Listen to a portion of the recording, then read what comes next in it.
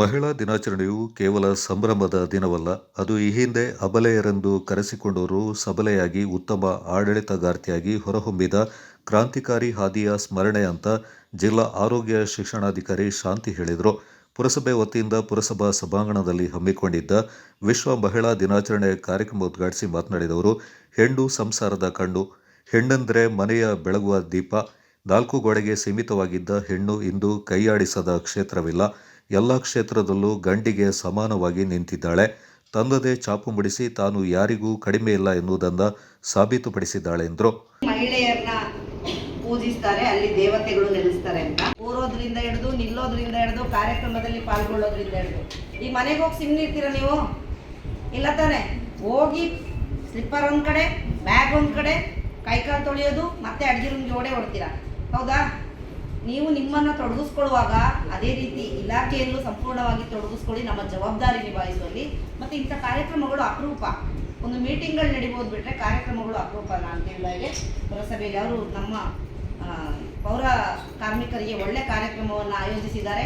ನಿಜವಾಗೂ ಈ ಕಾರ್ಯಕ್ರಮದಲ್ಲಿ ನನಗೆ ಇವತ್ತು ಬೆಳಿಗ್ಗೆ ಒಂದು ಮಾಹಿತಿ ಸಿಕ್ತು, ಕಾರ್ಯಕ್ರಮ ಇದೆ. ನಮ್ಮ ತಾಲೂಕು ಮೀಟಿಂಗ್ ನಾವೇ ಅಲ್ಲಿ ಆಯೋಜನೆ ಮಾಡಿರ್ತೀವಿ. ತಾಲೂಕು ಮೀಟಿಂಗನ್ನು ಬಿಟ್ಟು ಇಲ್ಲಿ ಬರ್ತೀವಿ ಅಂತ ಹೇಳಿದ್ರೆ ಅದು ನಿಮ್ಮಗಳ ಪರವಾಗಿ, ನಿಮ್ಮಗಳಿಗೋಸ್ಕರ.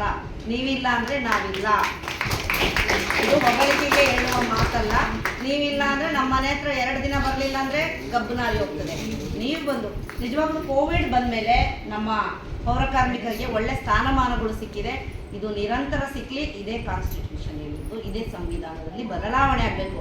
ತಳವರ್ಗದ ನೌಕರರಿಂದ ಬದಲಾವಣೆ ಆಗ್ತಾ ಬಂದರೆ ಮೇಲ್ಮಟ್ಟದ ನೌಕರರಿಗೂ ಅದು ಬದಲಾವಣೆ ಹೆಣ್ಮಕ್ಳಿಗೆ ಸಿಗ್ತದೆ.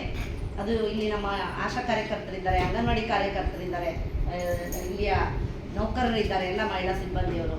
ಆಯಿತು, ಒಂದು ಕಡೆ ಈ ಕಾರ್ಯಕ್ರಮದಲ್ಲಿ ನಾವು ಆರೋಗ್ಯ ಇಲಾಖೆಯಿಂದ ಕಾರ್ಯಕ್ರಮಗಳನ್ನು ಆಯೋಜಿಸಿದ್ದೀವಿ. ಇವರು ಮಹಿಳೆಯರನ್ನ ಪೂಜಿಸೋದಕ್ಕೆ ಹೇಳಿದ್ರಲ್ಲ, ಈ ಒಂದು ಕಾರ್ಯಕ್ರಮದ ಬ್ಯಾನರ್ಸ್ಗಳನ್ನ ಎಷ್ಟು ಜನರಿಗೆ, ನಮ್ಮ ನಿಮಗೆ ಓದಕ್ಕೆ ಬರೋದಿದ್ರು ಬ್ಯಾನರ್ಸ್ಗಳನ್ನ ನೋಡಿ ಕಣ್ತುಂಬಿಸ್ಕೊಂಡು ಹೋಗಿ. ಮಾಹಿತಿಗಳು ಇದರಲ್ಲಿ ಲಭ್ಯ ಇದೆ. ಮಹಿಳೆಯರು ಅಬಲೆಯರು, ಅಬಲೆಯರಲ್ಲ ಸಬಲೆಯರು ಅಂತ ತೋರಿಸ್ಬೇಕು ಅಂತ ಹೇಳಿದ್ರೆ ಹೆಣ್ಣು ಭ್ರೂಣ ಹತ್ಯೆ ನಿಲ್ಲಬೇಕು. ಈಗ ಹೆಣ್ಣು ಭ್ರೂಣ ಹತ್ಯೆ ಕಡಿಮೆ ಆಗಿದೆ, ಆದರೆ ಪರ್ಸೆಂಟೇಜ್ ವಾರು ನಾವು 25-30 ವರ್ಷಗಳ ಹಿಂದೆ ಹೆಣ್ಣು ಭ್ರೂಣ ಹತ್ಯೆ ಆಗಿದ್ದಕ್ಕೆ ಇವತ್ತು ಹೆಣ್ಣು ಮಕ್ಕಳ ಸಂಖ್ಯೆ ಸ್ವಲ್ಪ ಕುಂಠಿತಗೊಂಡಿದೆ. 10 ಗಂಡು ಮಕ್ಕಳಿದ್ರೆ 10 ಹೆಣ್ಣು ಮಕ್ಕಳು ಇರಬೇಕು ಮೇಡಮ್. ಈಗ ಸ್ವಲ್ಪ 8-7 ಹೆಣ್ಮಕ್ಳಿಗೆ ಬಂದಿದ್ದಾರೆ. ಕೆಲವೊಂದು ವಿಲೇಜ್ಗಳಲ್ಲಿ ಗಂಡು ಮಕ್ಕಳು ಮದುವೆ ಆಗದೆ ಉಳಿದಿದ್ದಾರೆ. ಅದು ನಮ್ಮ ಫ್ಯಾಮಿಲಿಲೂ ಆಗ್ಬೋದು, ಗ್ರಾಮಗಳಲ್ಲೂ ಆಗ್ಬೋದು. ಇದು ಕಾರಣ ಹೆಣ್ಣು ಭ್ರೂಣ ಹತ್ಯೆಗೆ. ಈಗ ಇಲ್ಲ ಬಿಡಿ, ಯಾರಿಗೆ ಹೆಣ್ಮಕ್ಳು ಇಷ್ಟ, ಗಂಡು ಮಕ್ಳು ಇಷ್ಟ ಅಂದರೆ ಮ್ಯಾಕ್ಸಿಮಮ್ ಎಲ್ಲರ ಗಂಡು ಮಕ್ಕಳು ಸಹ ಹೆಣ್ಮಕ್ಳನ್ನೇ, ಅಪ್ಪಂದಿರು ಹೆಣ್ಮಕ್ಳನ್ನ ಇಷ್ಟ ಅಂತ ಹೇಳ್ತಾರೆ. ಅಂಥ ಸಂದರ್ಭ ಬಂದಿದೆ. ಇದು 25-30 ವರ್ಷಗಳ ಹಿಂದಿನ ಪರಿಣಾಮದಿಂದ ಈ ಥರ ಆಗಿದೆ. ಪುರಸಭೆ ಮುಖ್ಯಾಧಿಕಾರಿ ಗಿರೀಶ್ ಮಾತನಾಡಿ, ಮಹಿಳೆಯರು ಯಾವುದೇ ಕೀಳರಿಮೆ ಇಲ್ಲದೆ ಜೀವನದಲ್ಲಿ ಮುನ್ನುಗ್ಗಿದ್ರೆ ಯಶಸ್ಸು ಕಂಡುಕೊಳ್ಳಲು ಸಾಧ್ಯ ಎಂದರು. ನಡೆಯೋದು ಬೇಡ, ನಿಂದು ನಡೆಯೋದು ಬೇಡ, ಇಬ್ರದು ಆ ಟೈಮ್ ಸರಿಯಾಗಿ ಆ ಸಂದರ್ಭಕ್ಕೆ ತಕ್ಕನಾಗಿ ಯಾರ್ಯಾರು ನಡೆಯುತ್ತೋ ಅವರೇ. ಎಲ್ಲ ಹೆಣ್ಮಕ್ಳು ನಡೆಸ್ತೀರಾ, ನೀವೇ ನಡೆಸ್ಬೇಕು, ಪರವಾಗಿಲ್ಲ. ನೀವೇನೆ ಕೂತ್ಕೊಳ್ರಪ್ಪ, ಯಾಕೆ ಎದ್ದು ಹೋಗ್ತೀರಾ? ಏನ್ ಹೇಳಿದ್ದಲ್ಲ, ಈಗೋನ ಬಿಟ್ಬಿಡ್ಬೇಕು. ನನ್ನ ಗಂಡನ ಹತ್ರ ನಾನು ಯಾಕೆ ಸೋಲ್ಬೇಕು, ನನ್ನ ಹೆಂಡ್ರ ಹತ್ರ ನಾನು ಯಾಕೆ ಸೋಲ್ಬೇಕು ಅನ್ನೋದನ್ನ ದಯವಿಟ್ಟು ಬಿಟ್ಬಿಡಿ. 1 ಲಕ್ಷ ಸಂಬಳ ತಗೊಂಬನ್ನಿ, ದಯವಿಟ್ಟು ನೀವು ಆ ಥರ ನೀವು ನನ್ನ ಗಂಡನಿಗಿಂತ ದೊಡ್ಡವನು ಅನ್ನೋದು ಬೇಡ, ನಾವು ಹೆಂಡತಿಗಿಂತ ದೊಡ್ಡವರು ಅನ್ನೋದು ಬೇಡ.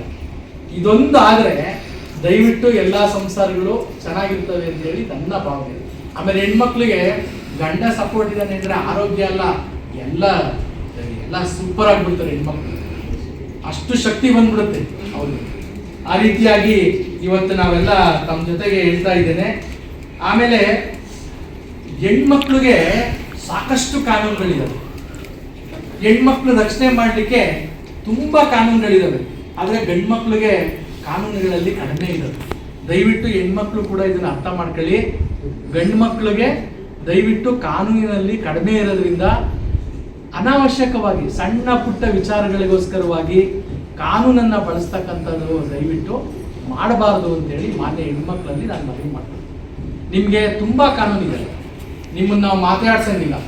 ಈಗ ಮೇಡಮ್ನವ್ರ ಮ್ಯಾನೇಜರ್ ಹೇಳಿದ್ರು, ಎಲ್ಲಿ ನಾರಿಯರನ್ನು ಪೂಜೆ ಮಾಡ್ತಾರೆ ಅಲ್ಲಿ ಖಂಡಿತ ಸತ್ಯ, ಅದು 2 ಮಾತಿಲ್ಲ. ಆದರೆ ನಿಮಗೆ ಕಾನೂನುಗಳಿದ್ದಾವೆ, ಆ ಕಾನೂನುಗಳನ್ನು ದಯವಿಟ್ಟು ಅದನ್ನು ಯಾವ ರೀತಿಯಾಗಿ ಬಳಕೆ ಮಾಡ್ಕೋಬೇಕೋ ಆ ರೀತಿಯಾಗಿ ನೀವು ಬಳಕೆ ಮಾಡ್ಕೊಳ್ಳಿ. ದಯವಿಟ್ಟು ಸುಳ್ಳಾಗಿ ನಾನು ದಯವಿಟ್ಟು ಯಾರ ಕೈಲೂ ನಾನು ಇದು ಮಾಡ್ತಿಲ್ಲ. ನೀವು ಮನಸ್ಸಲ್ಲಿ ನೀವು ಹತ್ಕೊಂಡು ಹೇಳಿ. ನಾನು ಯಾಕೆಂದರೆ ನಾನು ನೋಡಿರೋದ್ರಿಂದ ನಾನು ಖಂಡಿತವಾಗಿ ನಾನು ಹೇಳ್ತಾ ಇರೋದು. ವೈದ್ಯಾಧಿಕಾರಿ ಅಂಜಲಿ ಮಾತನಾಡಿ ತಂಬಾಕಿನಿಂದ ಆಗುವ ದುಷ್ಪರಿಣಾಮಗಳ ಬಗ್ಗೆ ಮಾಹಿತಿಯನ್ನು ನೀಡಿದರು. ವಿಶ್ವ ಮಹಿಳಾ ದಿನಾಚರಣೆ ಶುಭಾಶಯಗಳು ಎಲ್ರಿಗೂ. ನಾನೇನು ಜಾಸ್ತಿ ಮಾತಾಡೋದಿಲ್ಲ. ಬಾಯಿಯ ಆರೋಗ್ಯದ ಬಗ್ಗೆ ನಾನು ಹೇಳ್ತೀನಿ. ಯಾಕಂದರೆ ಬಾಯಿದ್ದು ಆರೋಗ್ಯ ಚೆನ್ನಾಗಿದ್ದರೆ ಇಡೀ ಶರೀರ ಚೆನ್ನಾಗಿರೋದು. ಫಸ್ಟ್ ಹಲ್ಲು ಚೆನ್ನಾಗಿದ್ದರೆ ನಿಮ್ಮದು ಜೀರ್ಣಕ್ರಿಯೆ ಸರಿಯಾಗೋದು. ಆಮೇಲೆ ಮೇನಾಗಿ ಏನಂದರೆ ತಂಬಾಕು ಸೇವನೆ. ಮಹಿಳೆಯರು ಹೆಚ್ಚಾಗಿ ವೀಳ್ಯದ ಎಲೆ ಜೊತೆಗೆ ತಂಬಾಕು ಎಲೆ ಸೇರಿಸ್ಕೊಂಡು ಗಂಟು ಮಾಡಿ ಇಲ್ಲಿ ಸೈಡ್ ಎಣ್ಣೆ ಸೈಡಲ್ಲಿ ಇಟ್ಕೊಳ್ಳೋದು ಅಭ್ಯಾಸ. ಅದೇ ಮೇನ್ ನಿಮ್ಮದು ಬಾಯಿ ಕ್ಯಾನ್ಸರ್ ಬರೋಕ್ಕೆ ಕಾರಣ. ಅದು ಏನಾಗ್ತದೆ ಫಸ್ಟ್ ಗೊತ್ತಾಗೋದಿಲ್ಲ, ಚೆನ್ನಾಗಾಗ್ತದೆ, ಇಡೀ ದಿನ ಕೆಲಸ ಮಾಡ್ತೀವಿ, ಇದನ್ನೇ ಹೇಳೋದು, ನಮಗೆ ಕೆಲಸ ಮಾಡ್ತಾ ಇರ್ತೀವಿ, ನಮಗೇನೋ ಒಂದು ಬೇಕು, ಅದು ಕ್ರಮೇಣ ಏನಾಗುತ್ತೆ ಚಟ ಥರ ಆಗುತ್ತೆ. ಅದರಿಂದಾಗಿ ಅಲ್ಲಿಂದ ಸ್ಟಾರ್ಟ್ ಆಗೋದು ಮೇನ್ ಅದು. ಇನ್ನೊಂದೇನಂದ್ರೆ ನೀವು ಹಲ್ಲುದು ಚೆಕಪ್ ಮಾಡಿಸ್ಬೇಕು 6 ತಿಂಗಳಿಗೆ ಒಂದ್ಸತಿ. ನೋವಿರಲಿ ಇಲ್ಲದಿರಲಿ ಏನು ತೊಂದರೆ ಇಲ್ಲ ಅಂದ್ರು ಯಾವುದೇ ಡೆಂಟಿಸ್ಟ್ ನಿಮ್ಮ ಹತ್ರ ಇರೋದ್ರಲ್ಲಿ ಹೋಗಿ ಹಲ್ಲು ಚೆಕಪ್ ಮಾಡಿಸ್ಬೇಕು. ಯಾಕೆ ಅಂತಂದ್ರೆ ಅದರಲ್ಲಿ ನಿಮಗೆ ಗೊತ್ತಾಗಿರೋದಿಲ್ಲ. ಹುಳ ಎಲ್ಲ ಆಗೋದು ಯಾವಾಗಲೂ ಕಪ್ಪು ಕಲರ್ ಏನು ಇರೋದಿಲ್ಲ. ನಿಮ್ಗೆ ಗೊತ್ತಾಗೋಷ್ಟು ನೋವು ಸ್ಟಾರ್ಟ್ ಆಗಿರ್ತದೆ. ನೋವು ಸ್ಟಾರ್ಟ್ ಆದಮೇಲೆ ನಾವು ಅದಕ್ಕೆ ಟ್ರೀಟ್ಮೆಂಟ್ ಎಲ್ಲ ಕೊಡೋದು ಕಷ್ಟ. ಅಂದರೆ ನೀವು ಜಾಸ್ತಿ ರೂಟ್ ಕೆನಾಲ್ ಟ್ರೀಟ್ಮೆಂಟು ಆ ಥರ ಎಲ್ಲ ಮಾಡಿಸ್ಬೇಕು. ನೀವು ಫಸ್ಟೇ ಬಂದರೆ ನಾವು ಚೆಕ್ ಮಾಡಿದಾಗ ನಮ್ಗೆ ಮುಟ್ಟುವಾಗ ಗೊತ್ತಾಗ್ತದೆ ಸ್ಟಾರ್ಟ್ ಆಗಿದೆಯಾ ಇಲ್ಲ ಅಂತೇಳಿ. ನಾವು ಹೇಳ್ತೀವಿ ಇಂಥ ದಿನ ಬನ್ನಿ ಅಂದರೆ ಅದನ್ನ ಕ್ಲೀನ್ ಮಾಡಿ ಸಿಮೆಂಟ್ ಹಾಕೋದು ಅಂತ ಹೇಳ್ತೀರಲ್ಲ ಅದನ್ನ ಮಾಡಿಕೊಡ್ತೀವಿ. ಇನ್ನೊಂದು ನೆಕ್ಸ್ಟ್ ಇಲ್ಲ ಅಂದರೆ ನೀವು ಹಲ್ಲು ಕೀಳೋದು ಎಲ್ಲ ಮಾಡಿದರೆ ಪುನಃ ಹಲ್ಲು ಇಡಬೇಕಾದ್ರೆ ತುಂಬ ಅದು ದೊಡ್ಡ ಪ್ರೊಸೀಜರು. ಈ ಸಂದರ್ಭ ಪುರಸಭೆ ವ್ಯವಸ್ಥಾಪಕಿ ಸವಿತಾ, ಆರೋಗ್ಯಾಧಿಕಾರಿ ಉದಯಕುಮಾರ್, ಕಂದಾಯ ಅಧಿಕಾರಿ ರಾಮು, ಪೌರಸೇವಾ ಸಂಘದ ಅಧ್ಯಕ್ಷ ಧನಂಜಯ, ಉಪಾಧ್ಯಕ್ಷೆ ರಶ್ಮಿ, ಆರೋಗ್ಯ ಇಲಾಖೆಯ ಸಿಬ್ಬಂದಿಗಳು, ಆಶಾ ಕಾರ್ಯಕರ್ತೆಯರು, ಪುರಸಭಾ ಸಿಬ್ಬಂದಿಗಳು, ಪೌರ ಕಾರ್ಮಿಕರು ಪಾಲ್ಗೊಂಡಿದ್ದರು.